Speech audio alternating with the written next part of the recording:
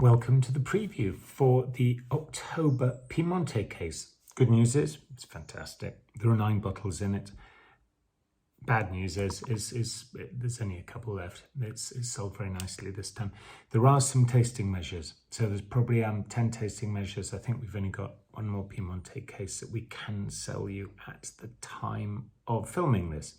So the wine is going out on it's going to be delivered to you on the 24th of October, and the tasting is on the 25th. So it's pretty sharp as usual. We'll be pouring the small bottles on the Monday, delivered on Tuesday, tasted on Wednesday. So they should be in as good a condition as is humanly possible. And before I tell you about the wines, just a little preview. The other dates to remember are the London tasting is coming up, and quite a few of these wines are reflected in the London tasting. So that is on November the 8th, Wednesday, November the 8th, and it is at St John Smith Square. And at this point, we have 6 producers coming. Sadly, Achille from Carema can't make it because his juice will then just started bubbling. Carema's running really late, so's Donas, so Luciano's running a bit late too. So anyway, the wines that you've got in this box coming to you in a 9-bottle case, and I do love 9-bottle cases. We kick off, managed to squeeze in a Grignolino. So Grignolino, really interesting grape variety from the Monferrato. And how best to describe it?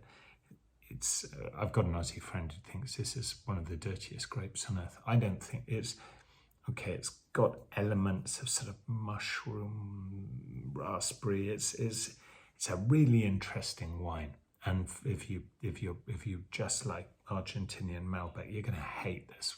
But I love it. It's a fantastic wine. It comes from Oreste Buzio. They're really small family business, make beautiful wine, and it's a really nice one to kick off with. I think the Piemonte case should always have something apart from Nebbiolo in it each time. Trouble is, there's so much good Nebbiolo in there, and we have so much that keeps flowing through our system from some suppliers that we deal with that it's almost impossible. So the Grignolino, absolutely fantastic. And then we actually go up to the Aosta, which isn't strictly speaking Piemonte, but it's the very next village after Carema. So it's the first village in the Aosta as you leave up towards Mont Blanc. And it's called Donas. And this one's from the co-op, it's from Cave de Donas.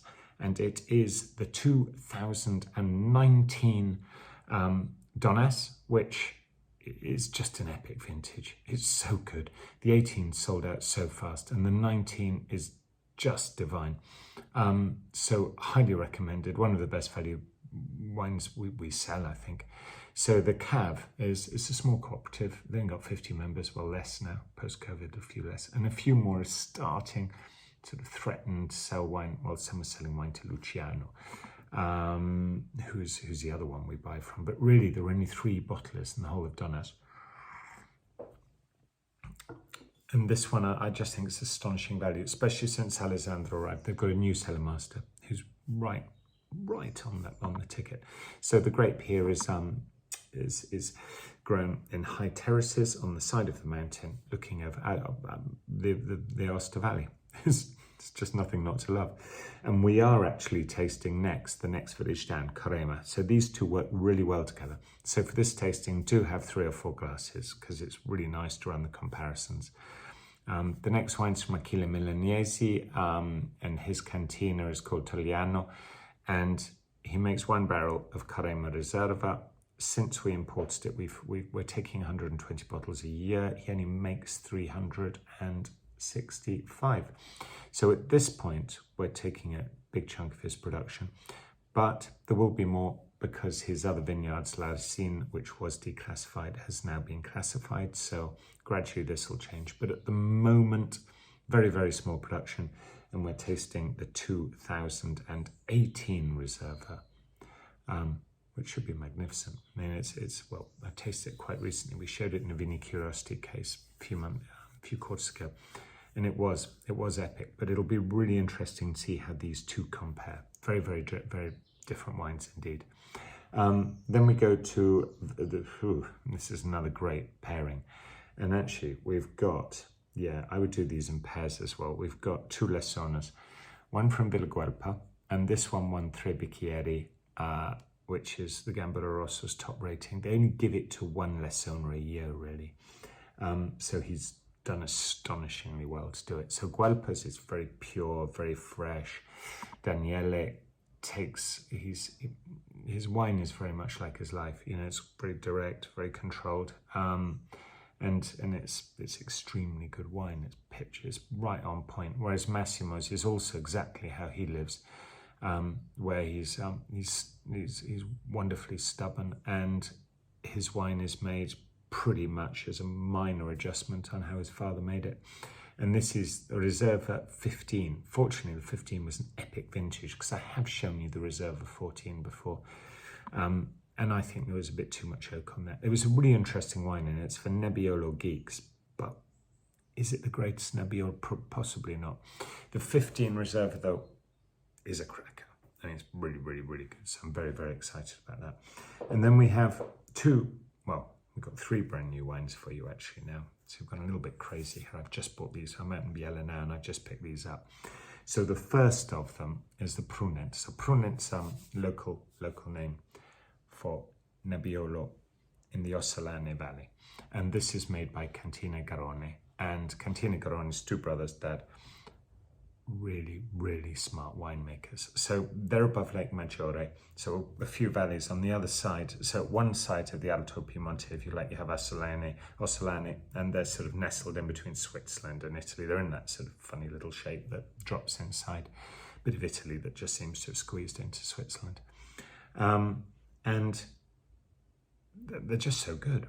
They make cheese. This is the Prunet. This is the Di Charlie. So this is the very, very special wine. And I've got the last case of the 19, the last one. So that's why the numbers are limited for this case, because I could only buy 12 bottles. All of them are being used for this case. I'm really sorry if you love it. You'll have to buy the next vintage. There isn't any more. Fingers crossed, no cork bottles. It's just too good for human comprehension. Very excited, as you can probably gather. And the next one's from Paolo Monta, and it's another new producer. Well, we shipped it years ago, I think back in 2006. And it's called La Palazzina, and Paolo's just got better and better and better. And it's from the Bionda area or Bianchi area of Bramatera. Bramatera is a bit confusing. It's the next village along from Lessona. Bramatera is kind of divided into 3 different terroirs. You have volcanic, limestone, and you've got, what's the third one? Sand. So the sandy bit should really be called Lessona, in my opinion. The volcanic bit should really be Gattinara, which is the next one on the other side. And the bit in the middle probably should have another name, maybe Macerano, but certainly not Bramatera, because it doesn't exist as a place. Arguably the most annoying DOC on God's earth. Well, there are plenty of them. But anyway, the Barmi Biondi is single vineyard wine. He's made it for a few years. It's a reserva of Bramatera. Again, super excited about this wine. Super excited. I have got a few spare bottles of this one, I'm happy to say, but magnificent, magnificent wine. And then to finish, we've got 2 Ruero wines. So it sort of goes 2 Lessonas with another Alto Piemonte, the Bramatera. And then we started off with 2, basically. Donnas and Crema are the same thing, so they're more Canavese wines. So you sort of go Canavese, Lessona sandy soils, Alto Piemonte volcanic soils. Then we go down to the Langhe, where you've got the limestone. These 2 wines, another brand new wine, and I don't do this very often, it's a duplication. So the Cordero is in both the Vini Curiosity case and this case. You'll find out why in a minute. It's an astonishing wine. Gabriele is a young man, and he's only makes 20,000 bottles in total. He makes, I think it's 600, 900, something like that, of the Ruero, which is the wine you're about to taste. It's called Ruero because Ruero is the village around which wines can be named after. It's like Barolo. So Barolo is the village. If it's made from Nebbiolo and it adheres to all of the rules, it can be called Barolo. Same thing in Ruero. It's got to be made from Nebbiolo. If it adheres to all the rules, it's Ruero. And Guys, good. I'm very, very excited. Magnificent wine. And we'll, in the Vini Curiosity case, there's some others. By the way, if there are some Vini Curiosity cases free, if you're interested, the tasting for that is on the Thursday after this tasting. So it's a busy old week. And the last wine is Matteo Ascheri's Pisapolo, which I'm super excited to be showing you because it is such a nice wine. It's Pisapolo's Verduno, is the vineyards in Verduno on the border with La Mora. And this is the wine where he's trying to make he makes an absolutely classic, elegant, fresh, clean Verduno wine. And I've still got some 13. I did buy it a while ago. I haven't really been pushing it too hard, but the 13 is just on fire now. So you're getting a 10-year-old Barolo to taste. I think I've got 18 bottles left, something like that. So there's a few bottles spare of this if anyone's interested, but totally on song. Beautifully balanced vintage, should be great. So just to recap, tastings are on the 25th and the 26th. 25th is the Piemonte tasting, 26th is the Vini Curiosity tasting, and the week before, on the 19th, we have the Conspirators tasting. If you haven't got any of these cases and you would like them, please go online, be quick. If you want the tasting case for Piemonte, highly recommend it. It's super, super, super good, you know. And if you are a wine club member, it's really good value. If you're not, it's still really good value. How else do you get to taste 330 quid's worth of wine for, I think it's 90 quid delivered to you? So it's great tasting. It'll be run with all the pictures and everything as usual. So hope you really enjoyed this case. I think it's a good one. It's a really good one. I've really enjoyed putting it together. So I'm going to set off back to England now. See you soon. Bye.